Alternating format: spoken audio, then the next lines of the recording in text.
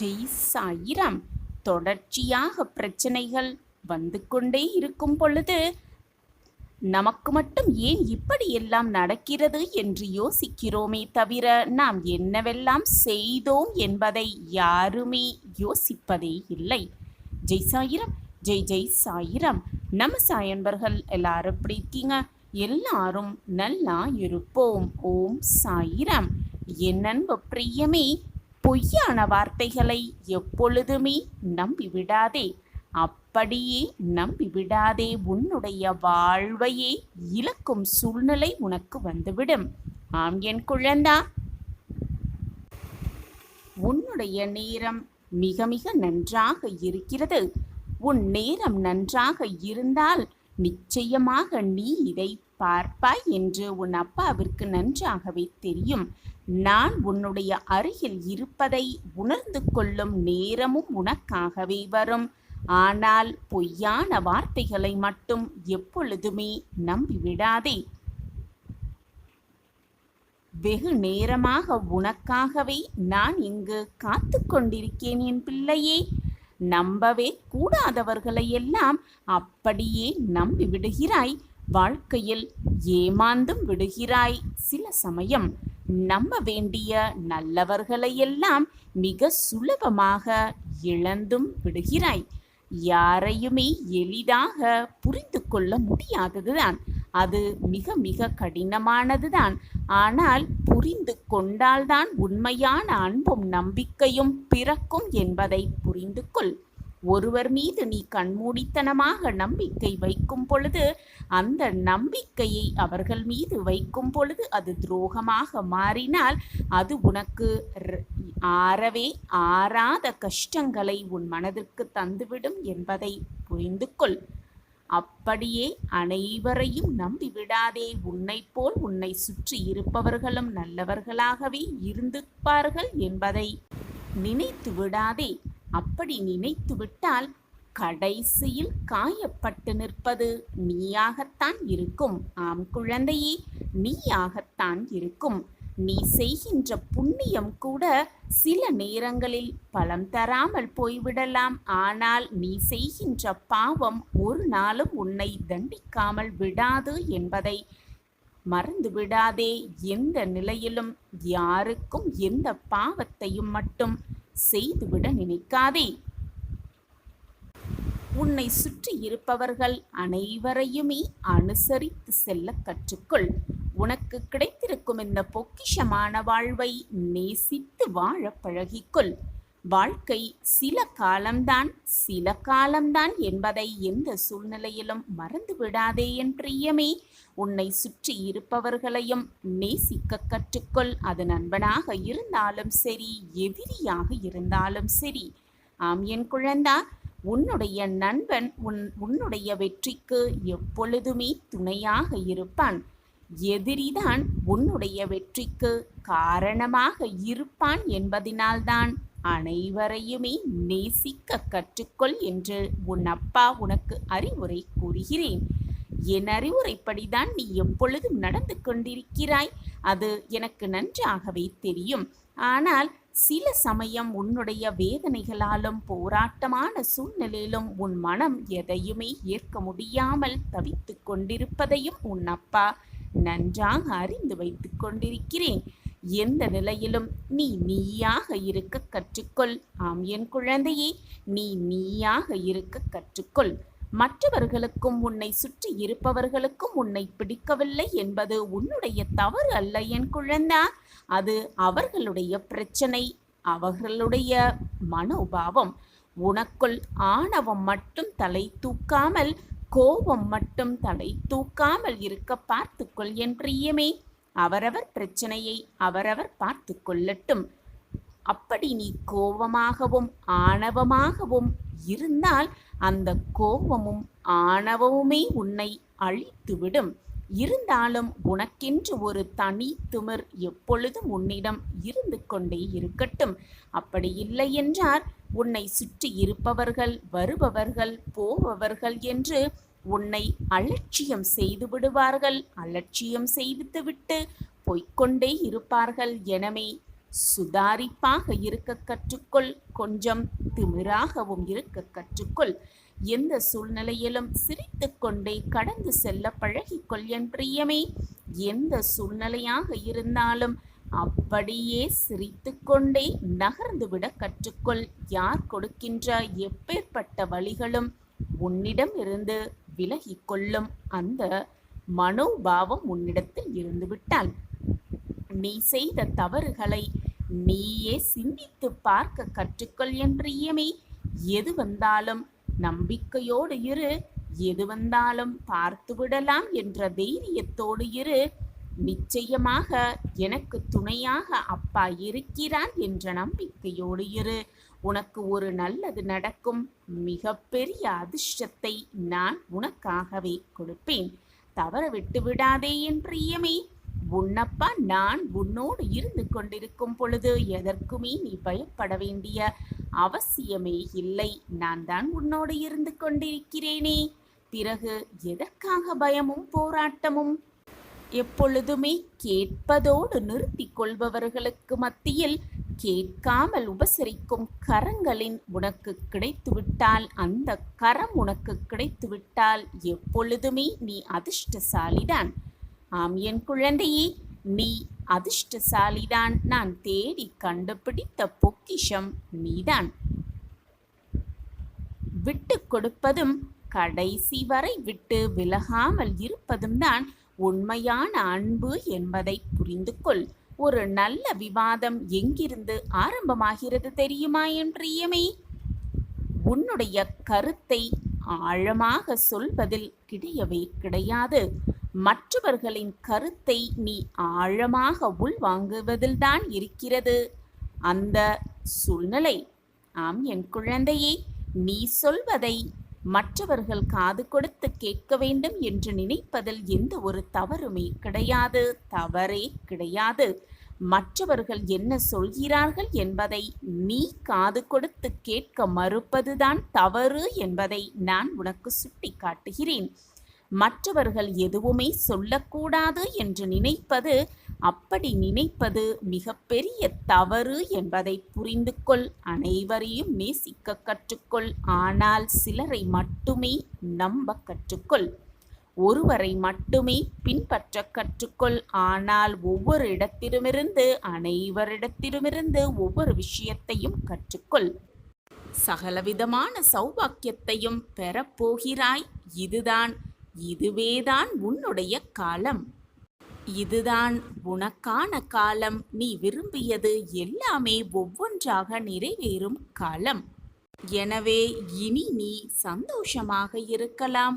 அதே சந்தோஷத்தோடு, நிம்மதியோடு, நம்பிக்கையோடு இதை முழுவதுமாக கேட்டுப்பார். உன் வாழ்வில் நடைபெறப் போகும் ஆச்சரியங்களுக்கும் அற்புதங்களுக்கும் உன் சாயப்பா நானே பொறுப்பு. என் அன்பு பிள்ளையே, கோபத்தை முதலில் குறைத்துக்கொள். அகங்காரத்தை உன் மனதிலிருந்து ஒழித்துவிடு. தான் என்ற அகங்காரம் ஒருவன் மனதில் வந்துவிட்டால் அவனை இந்த உலகத்தில் யாராலுமே காப்பாற்றவே முடியாது. வாழ்க்கையில் வெற்றி அடையும் அத்தனை சூழல்களையும் அவன் இழந்து விடுவான். அகங்காரத்தை முதலில் உன் மனதிலிருந்து தூர எறிந்துவிடு. நம்பிக்கையோடு போராடிக்கொண்டே இரு. என்னால் முடியும், என்னால் முடியும் என்று ஓடிக்கொண்டே இரு. என்னால் மட்டுமே முடியும் என்று எப்பொழுதும் எண்ணி விடாதே. இந்த உலகத்தில் உள்ள அனைவருக்கும், ஒவ்வொருவருக்கும் ஒவ்வொரு தனி திறமை இருக்கத்தான் செய்கிறது. அவரவர் திறமைக்கேற்ப அவரவர் வெற்றியை அவர்கள் வசம் ஆக்கிக்கொள்ள வேலையை செய்து கொண்டுதான் இருப்பார்கள். எனவே உன்னிடம் மட்டும்தான் திறமை இருக்கிறது. என்னால் மட்டுமே அதை சாதிக்க முடியும், நான் மட்டுமே வாழ்ந்து காட்ட முடியும் என்ற அகங்காரம், தற்பெருமை உன் மனதில் இருக்கவே கூடாது. அப்படி இருந்தால் அது உன் வாழ்க்கைக்கு மிகப்பெரிய கெடுதலாகவே முடிந்துவிடும். தைரியமாக இரு. அகங்காரத்தோடு இருக்காதே. சாயப்பா இருக்க உனக்கு ஏன் மனக்கவலை? அழகான மலர்களும் அன்பான விலங்குகளும் சூழ்ந்த அடர் வனத்தில் நெடுங்காலமாக ஆன்மீக தவம் புரிந்து கொண்டு ஞானியான துறவி ஒருவர் வாழ்ந்து கொண்டிருந்தார். அவரை காண மக்கள் விரும்பினாலும் முற்றும் துறந்தவரான அவர் ஊர் வாழ்க்கையை விரும்பாததினால்தான் யாரையுமே காண விரும்பாமல், யாரையுமே சந்திக்க பிடிக்காமல் சிந்தனை முழுவதும் சிவனே என்று வாழ்ந்து வந்தார் அந்த துறவி. ஆனாலும் அவரின் தவ வலிமையால் அவரின் புகழ் எப்படியோ மக்கள் எல்லாரிடமும் பரவியது. அவரின் பெயரே வனத்துறவி அப்படின்னு ஆனது. அந்த வனத்தில் பக்கத்தில் இருக்கும் ஒரு ஊரில் வசித்து வந்தான் ஒரு இளைஞன். இறை சிந்தனை மிகுந்து துறவியாகும் ஆர்வத்தில் இருந்தான் அந்த இளைஞன். வனத்துறவியை பற்றி கேள்விப்பட்டு அவரையே தன்னுடைய குருவாக ஏற்க விருப்பமும் கொண்டான் அந்த இளைஞன். வனத்திற்கு சென்று துறவியுடன் தங்கினான். அவர் பாராமுகம் காட்டினாலும், அந்த இளைஞனை பார்ப்பதே அவர் தடுத்து நிறுத்தினாலும் கூட அவருக்கு தேவையான சேவைகளை செய்து அவரின் மனதில் இடம் பிடித்தான் அந்த இளைஞன். இருவரும் குருவும் சீடனுமாக நிறைய விஷயங்களை பகிர்ந்து கொண்டாங்க. ஆன்மீக வாயிலாக குருவுடன் ஒத்துப்போன இளைஞனால் தான் பிறந்த இனத்தின் மீது கர்வம் கொண்டிருந்த துறவியையும் பிறரை அவர் தாழ்வாக நினைப்பதையும் அவனால் ஏற்றுக்க முடியவே இல்லை. எப்படியாவது தனது குருவின் உயர்வு தாழ்வு எண்ணத்தை, அகங்காரத்தை அழிக்க வேண்டும் அப்படின்னு நினைத்தான் அந்த இளைஞன். அதற்கான நாளும் நெருங்கியது. ஒரு முறை துறவிக்கு ஈசனை வணங்க வேண்டும் அப்படிங்கிற ஆவல் பிறந்து, அதற்காக துறவியும் இளைஞனும் காட்டை விட்டு வெளியேறி ஒரு ஊர் பக்கமாக போய் ஈசனை வணங்கலாம் அப்படின்னு புறப்பட்டாங்க. வழியில் பிறரிடம் பிச்சை கேட்டு வாங்கி அதை தான் உணவாகவே அருந்தி கொண்டிருந்தாங்க. அப்போதும் கூட உயர்வானவர்களை பார்த்தே பிச்சை வாங்கி உண்டார் அந்த துறவி. அதை கண்டு இளைஞன் ரொம்பவே வருத்தப்பட்டான். ஒரு இடத்தில் 2 பாதைகள் பிரிந்தது. எந்த திசையில் செல்லலாம் அப்படிங்கிற இருவருக்குமே தெரியவில்லை. 2 பேத்துக்குமே ரொம்பவே குழப்பமாக இருந்துச்சு. தோராயமாக ஒரு பாதையை தேர்வு செய்து 2 பேருமே சென்றாங்க. ஆனால் அது ஆள் நடமாட்டம் இல்லாத பாதையாக இருந்தது. வன விலங்குகளின் ஒலி கேட்டுக்கொண்டே இருந்துச்சு. ஒரு கட்டத்தில் இருவருக்கும் பசி, களைப்பு, சோர்வு எல்லாமே ஏற்பட்டது. உணவருந்த ஏதாவது கிடைக்குமா அப்படின்னு 2 பேருமே ஏக்கத்தோடு அங்கும் இங்கும் பார்த்தாங்க. ரொம்பவே களைப்பு மிகுதியில் ஒரு மரத்தின் அடியில் ஒதுங்கி 2 பேருமே உட்கார்ந்தாங்க. அப்போ அங்கு விலங்குகளை வேட்டையாட வந்த ஒரு வேடன் இருவரையும் பார்த்து, இந்த அடர்ந்த காட்டில் எப்படி நீங்க சிக்கினீங்க அப்படின்னு கேட்டான் அந்த வேடன். விவரம் அறிந்து கொண்ட வேடன் துறவியையும் இளைஞனையும் தன்னுடைய குடிலுக்கு அழைத்து சென்றான். இளைஞன் ரொம்பவே உற்சாகமாக போனான். ஆனால் துறவி வேண்டா வெறுப்பாகத்தான் உடன் சென்றார். ஏனென்றால் வேடன் தாழ்ந்த இனத்தை சேர்ந்தவன் அப்படிங்கிறது துறவிக்கு நல்லாவே தெரியும். பசி மயக்கத்தில் இருந்த துறவிக்கும் இளைஞனுக்கும் வேடனின் மனைவி சூடான உணவை பரிமாறினாங்க. நன்றி உணர்வோடு அந்த இளைஞன் அந்த உணவை ருசித்து ரசித்து சாப்பிட்டு கொண்டிருக்க, துறவி மட்டும் வேறு வழியே இல்லாமல் வேண்டா வெறுப்பாக அந்த உணவை உண்டார். பசி தீர்ந்ததும் சரியான பாதையில் அவர்கள் இருவரையும் வேடன் அனுப்பி வைத்தான். செல்லும் வழியில, என்ன இளைஞனே, உன்னுடைய பசி தீர்ந்ததா அப்படின்னு கேட்டார் குரு. உடனே அந்த இளைஞன், குருவே, அற்புதமான ருசியோடு அருமையான வெல்லம் போன்ற உணவு அப்படின்னு பதிலளித்தான் அந்த இளைஞன் தன் குருவை பார்த்து. உடனே குரு, பசியில உனக்கு ருசி கூட தெரியல, வேட்டையாடிய உணவை கொண்டு சமைத்ததோ என்னவோ நல்லாவே இல்லை, துர்நாற்றம், முகம் சுளித்தபடி இருந்துச்சு அந்த உணவு, அதை போய் வெல்லம் போல் இருந்துச்சு அப்படின்னு சொல்றியே அப்படின்னு துறவி கேட்டாரு. பசிக்கு உணவிட்டவர்களுக்கு நன்றி சொல்லாவிட்டாலும் பரவாயில்ல, இழிவாக பேசாமல் இருக்க துறவிக்கு தெரியலையே அப்படின்னு ரொம்பவே வருத்தப்பட்டான் அந்த இளைஞன். துறவி மீண்டும் பேச துவங்கினார். சரி, நீ சாப்பிட்ட உணவை வெளியேற்று, அது வெல்லமாக வருகிறதா, வேறு ஏதாவது வாரி வருகிறதா அப்படின்னு பார்ப்போம் அப்படின்னு சொன்னார் அந்த துறவி. குருவின் கட்டளையை மீறாத சீடனாய் அந்த இளைஞன் மூச்சையெல்லாம் இழுத்து பிடித்து உண்ட உணவின் சிறு பகுதியை வெளியேற்றினான். அப்போ துறவி அதிர்ந்தே போனார். காரணம், வெல்லம் கலந்த பாயசமாக வந்தது அந்த உணவு. உடனே அந்த இளைஞன் சொன்னா, குருவே பார்த்தீங்களா, நான் சொன்னது சரிதானே அப்படின்னு இளைஞன் சொன்னா. இப்படி பேசிக்கிட்டே இருக்கும் பொழுது எதிர்பாராத விதமாக துறவியும் வாந்தி எடுத்தார். ஆனால் அவர் வாயிலிருந்து அவர் சொன்ன மாதிரியே துர்நாற்றத்தோடு உணவு வந்தது. அந்த இடத்தையே அசுத்தமாக்கியது அவர் எடுத்த வாந்தி. இதை பார்த்த இளைஞன், குருவே, உங்களோட மனசில் இருந்த அகங்காரமே இப்படி வெளியே வந்திருக்கிறது. வேடனை பசி தீர்க்க வந்த சக மனிதனாக நான் பார்த்தேன். ஆனால் நீங்கள் இழிவான மனிதனாக பார்த்தீங்க. அதுதான் உங்களுக்கு உங்கள் மனசில் இருக்கிற மிகப்பெரிய குறை அப்படின்னு அந்த இளைஞன் குருவை பார்த்து சொன்னான். குரு அப்பொழுதுதான் தன்னுடைய தவறை உணர்ந்து வருந்தினார். அந்த நிமிடத்திலிருந்து எல்லாரையுமே சக மனிதர்களாக பார்க்க துவங்கினார் அந்த குரு. குருவுக்கே பாடம் சொல்லிக் கொடுத்தான் அந்த இளைஞன். யார் மனதிலும் அகங்காரத்திற்கு இடம் இருக்கவே கூடாது. அகங்காரத்திற்கு இடம் இருந்தால் வாழ்க்கையில் வெற்றியடைவதற்கான சாத்தியக்கூறுகள் மிக குறைவாகிவிடும். அகங்காரத்தை முதலில் நம் மனதிலிருந்து ஒழித்து எறிந்துவிட்டால் வெற்றியை நம் வசமாக்கிக் கொள்ளலாம். சாயப்பா இருக்க நமக்கு ஏன் மனக்கவலை? கீழே குனிந்து உன்னுடைய பாதை எப்படி இருக்கிறது, அந்த பாதையில் நீ எப்படி பயணம் செய்து கொண்டிருக்கிறாய் என்பதை கூட பார்த்திருக்க மாட்டாய். அந்த முட்கள் உனக்கு நல்லதுதான் செய்திருக்கிறது என்பதை நம்பிக்கையோடு நம்பு. அந்த முட்கள் உன் காலை பதம் பார்த்ததால்தான் நீ உன்னையையும் கவனிக்க ஆரம்பித்திருக்கிறாய், உன் வாழ்க்கை பாதையையும் கவனிக்க ஆரம்பித்திருக்கிறாய். முட்கள் குத்தினது சிறிய வழியாகத்தான் இருக்கும். ஆனால் நீ கவனித்து உன் வாழ்க்கையையும் உன் வழியையும் சென்றால்தானே வெற்றியை அடைய முடியும். எனவே எப்பொழுதுமே எதை நினைத்து கொண்டு எப்பொழுதுமே பயணம் செய்து கொண்டே இருக்காதே. உன் வாழ்க்கை எப்படி இருக்க வேண்டும், உன்னுடைய இலக்கை நீ எப்படி அடைய முடியும் என்பதை மட்டுமே உன் சிந்தனையில் நிறுத்திவிட்டு உன் பயணத்தை மேற்கொள். அப்பொழுதுதான் நீ செல்ல வேண்டிய பாதையில் நிச்சயமாக சந்தோஷம் மட்டுமே நிறைந்து இருக்கும், நன்மை மட்டுமே நிறைந்து இருக்கும். எப்பொழுதுமே நீ செல்லும் பாதையில் சில தடங்கல்களும் வரலாம், பாதாள படுகுழியும் வரலாம். அதை உணர்த்துவதற்காகவே அந்த முட்களை வைத்து உன் பாதத்தை நான் பதம் பார்த்தேன். இதை புரிந்து கொண்டு நீ உன் வாழ்க்கை பயணத்தை மேற்கொண்டால் மிக கம்பீரமாக சந்தோஷமான வெற்றிகரமான வாழ்க்கையை நிச்சயமாக நீ அடைவாய். வெற்றி என்னும் கனியை மிக சுலபமாக ருசிக்கலாம்.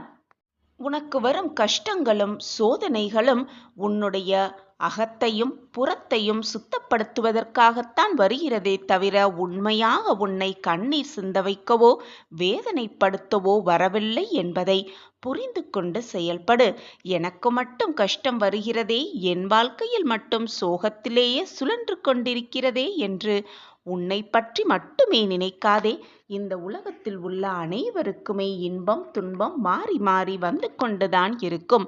அவரவர் செய்த கர்ம வினைகளின்படி அவரவர்க்கென்று இன்பங்களும் துன்பங்களும் மாறி மாறி சுழன்று கொண்டுதான் இருக்கும். நான் உன்னை அனைத்திற்கும் சமமாக உன் வாழ்க்கையில் ஏற்றத்தை கொடுக்கப் போகிறேன். உன் வாழ்வில் நல்லது நடக்க துவங்கும் நல்ல நேரம் உன்னை நெருங்கிவிட்டது. இத்தனை நாள் உன்னுடைய போராட்டத்திற்கும் உன்னுடைய கஷ்டத்திற்கும் உன்னுடைய கண்ணீருக்கும் பதில் தரும் நேரமாக இனி வரும் நாட்கள் அமையப் போகிறது. இனி உன் வாழ்வில் எல்லாமே உனக்கு சுகமாக நடக்கப் போகிறது. நான் கூறியது போல், நான் உனக்கு வாக்கு அளித்தது போல்தான் நடக்கப் போகிறது. இனி உன் வாழ்வில் ராஜயோகம் ஆரம்பம்தான். உன் போராட்டங்களுக்கெல்லாம் ஒரு பதில், ஒரு நீதி கிடைக்கப் போகிறது. உன் போராட்டம் ஜெயிக்கப் போகிறது. உன் வாழ்க்கைக்கு ஒரு நல்ல பதிலை நான் கொடுக்கப் போகிறேன். உனக்கு வேண்டியது அனைத்தையும் நான் உனக்கு வழங்கப் போகிறேன். கஷ்டப்பட்ட காலத்திலெல்லாம் தைரியமாக இருந்த என் குழந்தை, இப்பொழுது உனக்கான இஷ்டகாலம் வரும் பொழுது வேதனையில் துவண்டு கொண்டிருக்காதே. சந்தோஷமாக இரு, ஆனந்தமாக இரு, மகிழ்ச்சியாக இரு. உன் கஷ்டங்களிலிருந்து உன்னை நான் விடுவிக்கிறேன். நீ இஷ்டப்பட்ட அனைத்தையும் உன் கையில் நான் சேர்க்கப் போகிறேன். உன் முகத்தில் ஆனந்தத்தை பார்க்க நானும் ஆவலோடு காத்து கொண்டிருக்கிறேன். உன் வீட்டிற்கு நான் வரப்போகிறேன். என்னை வரவேற்க தயாராக இரு. கண்களை நம்பிக்கையோடு திறந்து பார். நான் உன்னை தேடி வந்திருப்பதை நிச்சயமாக உணர்வாய். நம்பிக்கை குறைகிறது என்று நீ நினைக்கும் தருவாயில் உன் வெளியில் நான் உன் சாய் தேவா செயல்படத் துவங்குவேன். நம்பிக்கை இழக்கும் நேரம் ஒன்றை புரிந்து கொள். பந்தய கோட்டிற்கும் உனக்கும் 1 அடி தூரம்தான் வித்தியாசம் இருக்கிறது என்று அந்த தருணத்தில் நான் உன் பொறுமையும் நம்பிக்கையும் இழக்கும் மனநிலை, சக்தியில்லாத சூழ்நிலை உருவாகும். அதை கவனத்திற்கு எடுத்துக்கொள். உனக்கான சக்தியாய் உன்னிடத்தில் நான் இருந்து உனக்கு அனைத்து தெம்பையும் தந்து கொண்டே இருப்பேன். உன் சாயப்பா உன்னோடு இருக்கும்போது உனக்கு ஏன் மனக்கவலை? ஆம் என் குழந்தையே, நீ விரும்பியது அனைத்தையுமே உன்னிடம் சேர்க்கும் நேரம் உன்னை நெருங்கிவிட்டது. நான் அதற்கான அத்தனை முயற்சிகளையும் செய்துவிட்டேன்.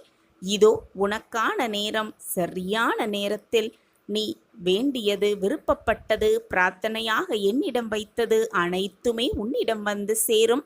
உன்னிடம் கொடுப்பதைத் தவிர வேறு என்ன வேலை இருக்கிறது உன் சாயி தேவாவிற்கு? என் வாழ்க்கை இருளில் இருக்கிறதே என்று கவலைப்பட்ட என் பிள்ளைக்கு பிரகாசமான ஒளியை காட்டப் போகிறேன் உன் சாயி தேவா. நீ காத்திருந்தது எல்லாமே போதும். உனக்கு வேண்டியதை உடனே உனக்கு கிடைக்கும்படி நான் என்னுடைய முடிவை மாற்றிவிட்டேன். அதற்கான அத்தனை வழிகளையும் நான் செய்துவிட்டேன். நீ என்னிடம் கேட்பது உனக்கு அப்படியே கிடைக்கும். எது கேட்கிறாயோ அது அப்படியே உனக்கு கிடைத்துவிடும். நான் சொன்னது போல் உன் வாழ்வில் எல்லாமே நடக்கப் போகிறது. நான் இருக்கிறேன். உன்னுடைய கஷ்டங்களுக்கும் கவலைகளுக்கும் கண்ணீருக்கும் கடைசி நாள் வந்துவிட்டது.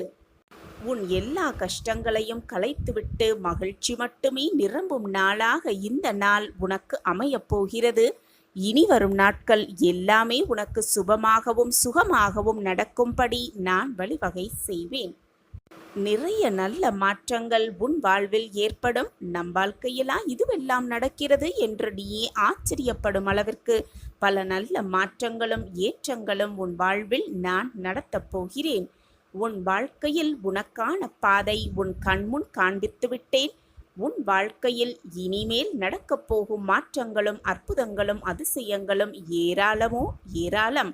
உன் மனதை அதற்கு தயாராக வைத்துக்கொள். நன்றாக உழைத்து முன்னேறு. மற்றவர்களின் கஷ்டங்களை புரிந்து கொள். வாழ்க்கையில் நிதானத்தை கடைப்பிடி. அது உன் வாழ்க்கைக்கான பொக்கிஷம். நீ வேறு எதையும் யோசித்து குழம்பிக் கொள்ளாதே. நான் இருக்கிறேன். நான் உன் இதயத்தில் இருந்து உனக்கான அனைத்து வினாவிற்கும் விடையளிப்பேன். இன்று அதை நீ நிச்சயமாக உணர்வாய். காற்றில் ஈரத்தன்மை இருந்தால் அடிக்கின்ற காற்று சுகமான தென்றலாய் தெரியும். அதே போல நான் உன் வாழ்க்கையில் நிம்மதி இருந்தால்தான் அதை அழகான உயிரோட்டமுள்ள வாழ்க்கைக்கு அர்த்தமாகவே இருக்கும். உன் மீது எனக்கு இருக்கும் அன்பு எல்லையே இல்லாதது. நீயே என்னை மறந்தாலும் நான் உன்னை மறக்க மாட்டேன். நீயே என்னை விட்டு விலகி சென்றாலும் நான் உன்னை விட்டு விலக மாட்டேன். உன் சாயப்பா உன்னோடு எப்பொழுதும் இருந்து கொண்டே இருப்பேன். சாயப்பா இருக்க உனக்கு ஏன் மனக்கவலை? மகிழ்ச்சியாகவே எப்பொழுதும் இரு. நீ போகும் வழிகளில் சில முட்கள் இருக்கவே செய்யும். நீ எவ்வளவுதான் கவனமாக நடந்தாலும் அது உன் காலை காயப்படுத்தவே செய்யும். அந்த வழியெல்லாம் தூக்கி எறிந்துவிட்டு நீ பயணித்தால் கூடிய விரைவில் மலர்கள் நிறைந்த சோலைவனமான பாதை உனக்கு கண்களுக்கு தென்படும். அந்த பயணத்தில் உனக்கு துணையாக உன் சாயி நான் எப்பொழுதும் துணை நிற்பேன் பிள்ளையே. நான் உனக்கு கொடுக்கப் போகும் தீர்ப்பு இறுதியான தீர்ப்பு. ஒரு கன நொடி போதும் உன் வாழ்க்கையையும் உன் விதியையும் மாற்றி அமைக்கும் சக்தி உன் அப்பாவிற்கு உண்டு என்று உனக்கு தெரியும் அல்லவா? என்னை நம்பு. உனக்கு அனைத்தும் நல்லதாகவே நடக்கும். அளவில்லாத மகிழ்ச்சிக்கு உன்னையும் உன் வாழ்க்கையையும் கொண்டு செல்வதற்காகவே இத்தனை நாள் இத்தனை போராட்டங்களை நீ சந்தித்து கொண்டிருக்கிறாய். உன் வாழ்க்கையில் நடந்த அத்தனையும் போராட்டங்கள், அவமானங்கள், விரக்திகள், வேதனைகள், இதுதான் கடந்து வந்திருக்கிறாய். பொறுமையாக இரு. அனைத்தும் உன் வாழ்வில் வசமாகும். எதையும் எதிர்கொண்டு வாழ்வோம் என்று இன்றைய துணிச்சல் நாளை உனக்கு வரும் துன்பத்தை கூட துரத்தி அடிக்கும். எனவே எப்பொழுதும் எதிலும் துணிவோடு செயல்படு. துணிச்சலோடு இரு, தைரியமாக இரு, கலங்கி நிற்காதே, போராடு, போராடிக்கொண்டே இரு.